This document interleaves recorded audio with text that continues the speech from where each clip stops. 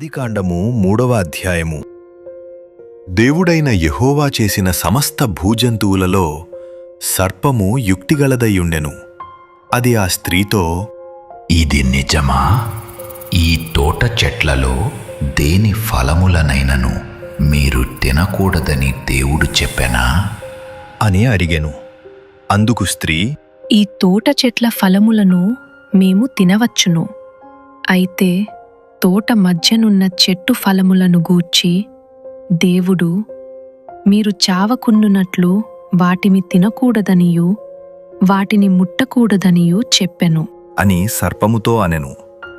అందుకు సర్పము, మీరు చావనే చావరు, ఏలయనగా మీరు వాటిని తిను దినమున మీ కన్నులు తెరవబడుననియు మీరు మంచి చెడ్డలను ఎరిగిన వారై దేవతల వలె ఉందురనియు దేవునికి తెలియును అని స్త్రీతో చెప్పగా, స్త్రీ ఆ వృక్షము ఆహారమునకు మంచిదియు కన్నులకు అందమైనదియు వివేకమిచ్చు రమ్యమైనదియునైయుండుట చూచినప్పుడు ఆమె దాని ఫలములలో కొన్ని తీసుకొని తిని తనతో పాటు తన భర్తకును ఇచ్చెను. అతడు కూడా తినెను. అప్పుడు వారిద్దరి కన్నులు తెరవబడెను. వారు తాము దిగంబరులమని తెలిసికొని అంజూరపు ఆకులు కుట్టి తమకు కచ్చడములను చేసికొనిరి. చల్లపూటను ఆదామును అతని భార్యయు తోటలో సంచరించుచున్న దేవుడైన యెహోవా స్వరమును విని, దేవుడైన యెహోవా ఎదుటికి రాకుండా తోట చెట్ల మధ్యను దాగుకొనగా, దేవుడైన యెహోవా ఆదామును పిలిచి, నీవు ఎక్కడ ఉన్నావు అనెను. అందుకు అతడు, నేను తోటలో నీ స్వరము వినినప్పుడు దిగంబర్నిగా నుంటిని గనుక భయపడి దాగుకుంటిని అనెను. అందుకాయన, నీవు దిగంబరివని నీకు తెలిపిన వాడెవడు? నీవు తినకూడదని నేను నీకాజ్ఞాపించిన వృక్షఫలములు తింటివా అని అడిగెను. అందుకు ఆదాము, నాతో నుండుటకు నీవు నాకిచ్చిన ఈ స్త్రీయే ఆ వృక్ష ఫలములు కొన్ని నాకియ్యగా నేను తింటిని అనెను.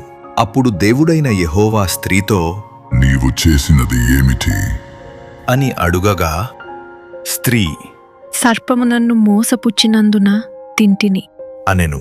అందుకు దేవుడైన యెహోవా సర్పముతో, నీవు దీని చేసినందున పశువులన్నిటిలోనూ భూజంతువులన్నిటిలోనూ నీవు శపించబడిన దానివై నీ కడుపుతో ప్రాకుచు నీవు బ్రతుకు దినములన్నీయు మన్ను తిందువు.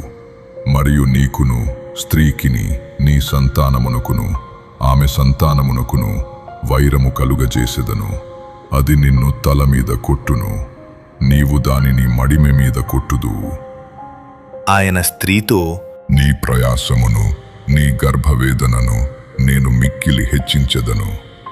వేదనతో పిల్లలను కందువు.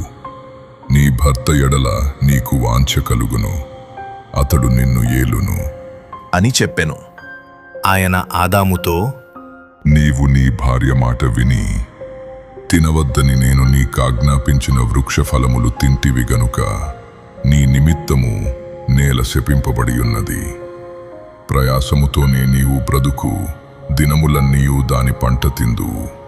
అది ముండ్ల తుప్పలను గచ్చ పొదలను నీకు మొలిపించును. పొలములోని పంట తిందువు. నీవు నేలకు తిరిగి చేరు వరకు నీ ముఖపు చెమట కార్చి ఆహారము తిందువు.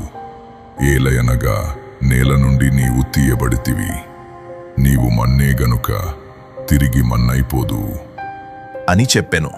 ఆదాము తన భార్యకు హవ్వ అని పేరు పెట్టెను. ఏలయనగా ఆమె జీవముగల ప్రతివానికిని తల్లి.